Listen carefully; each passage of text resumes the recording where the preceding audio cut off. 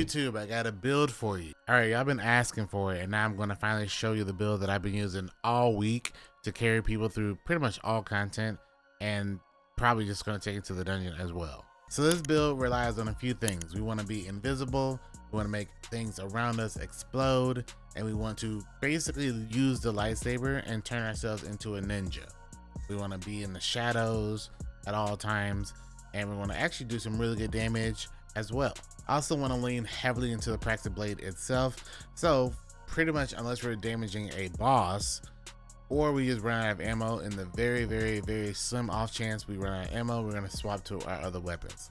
Otherwise, our main weapon almost at all times is the practice blade. For the practice blade, you obviously have to use the purple crystal. You have to, it's a part of it. You're going to use balanced form.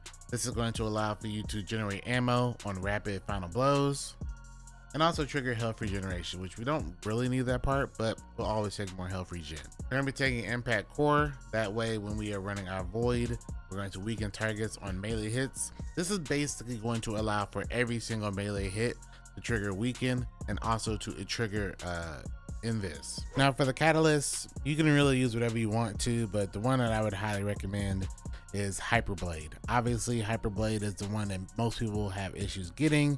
So if you don't have it, you can use any other one, but Hyperblade at least is going to allow you to become amplified when reflecting shots. And also when you take those reflections, you can then do a single swing to get eager edge like swing distance away from a target. For our exotic, we are running Orpheus Rigs. I went back and forth between Fortune's Favor and Orpheus Rig, and unfortunately I don't think the Void Shield is good enough to warrant its neutral gameplay use. So I don't really think it's worth it. Because of us always being invisible, because of us basically dealing with everything and always having Devour and all this stuff, it just doesn't seem necessary to run Fortune's Favor. So I just went with Orpheus Rig. This is going to allow us to have really high damage on our Mobius Quiver. You get 3 volleys obviously, and we're just going to constantly have a super pretty quickly at all times. So we're going to be chunking out supers more often anyway, so we might as well just have more damage and more tethers. If you are someone that doesn't mind hot swapping, Fortune's Favor is not a bad choice to run until you get that super and then hot swap to it, but I don't think that's really necessary in this situation. So I just run Orpheus Rigs at all times. For our Hunter kit, we are running On the Prowl. This allows us to go invisible. When we do go invisible, we're going to mark a target around us. It's going to have a big X on them. When you see that target, you're going to kill that target. It's going to create a smoke cloud. When you create that smoke cloud, you want to walk into it, and you're going to go invisible again. We're also running Stylus Executioner. We're defeating a weakened, suppressed, or volatile target, grants invisibility and true sight. And then after performing a Stylus Execution, your next melee attack while invisible weakens targets. For our fragments, we are taking Echo of Expulsion, so our ability Final Blows causes targets to explode. Echo of Starvation, where we pick up a Void Breach or an Orb of Power to give ourselves Devour. Echo of Undermining, where our Void Grenades will weaken targets. Echo of Cessation, where finishers create a burst of void damage that causes nearby combatants to become volatile. And then defeating volatile targets creates a Void Breach. And then Echo of Harvest, where defeating weakened targets creates an Overpower and a Void Breach. So hopefully by now you can start seeing the gameplay loop that we are trying to create, where we go invisible, come out of invis, and everything around us is volatile because we are damaging them and we're weakening them. That instantly puts us back in invis. And then because of all those things happening, we also have volatile rounds popping off all the time, exploding things around us, and just a bunch of different ways of going invisible, a bunch of different ways of weakening targets, and all these things generating orbs of power and or void breaches, so we can constantly have health regeneration from Devour. Now, one cool thing about builds nowadays is we can also lean into the whole set bonuses. And in a perfect world, I think the best thing to run is a 4-piece of tech set. Now, unfortunately, I didn't keep a whole bunch of tech sets, so the only pieces I had were 3 pieces, and I didn't want to take off Orpheus Rigs to run 4, so unfortunately we're just going to run 2. 2 is a necessity though, where you deal increased kinetic damage to combatant shields, over shields, vehicles, and constructs, mainly for the shields. There's a lot of targets we're fighting that have shields. That's just going to make you do more damage. That's really, really strong. So we're going to take that.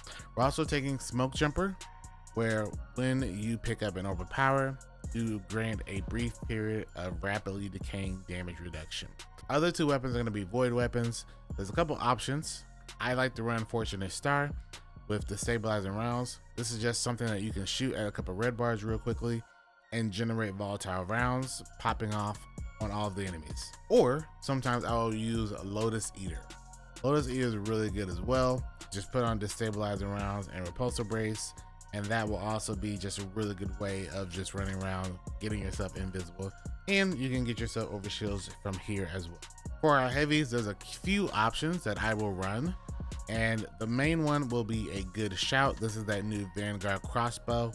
There's a couple options you can go for. You can go for obviously the destabilizing rounds, repulsor brace if you want to go for invis and stuff. There's also demoralize, which is just going to give you the volatile off of precision hits. There's a DPS choice where you do box breathing and withering gaze. You can use whatever you want. If you don't have a good combat bow, you can just go for the refurbished A499. This thing is really, really good just in general.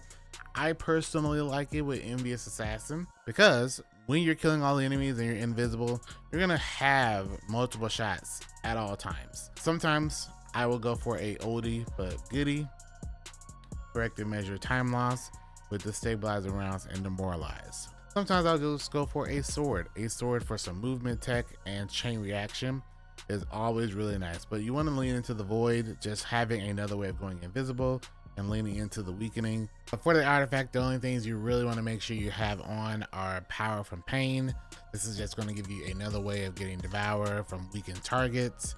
A singularity blade. This is going to be basically at all times, where when you have the Praxis blade, you're just going to always have weakening. This is not really necessary if you have the impact core already, but I like to double and triple down on making sure I have weaken at all times, so I can always just have devour at all times. But the cool thing is you can also weaken burst, which is something that the singularity blade does as well.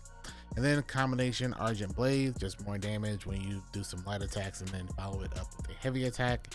And then Sword Storm combo, which is just a couple light attacks and you finish it with a heavy attack, basically doing the Praxis Blade combo of 3 light attacks and then a heavy will then create this penumbral blade thing, kind of like if you've ever played Mega Bonk. It does all these swords around you.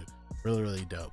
And then you want Void Infestation. I've been going back and forth between the 2, but these 2 are just really, really good. You want to make sure you have both of these as well. If you're someone like me who's been always wanting to have a ninja-like build for Hunter, this is finally it. This is the one that you should check out and try. It's really good. I hope you enjoy it. As always, I've left a dim link in the description for the entire build.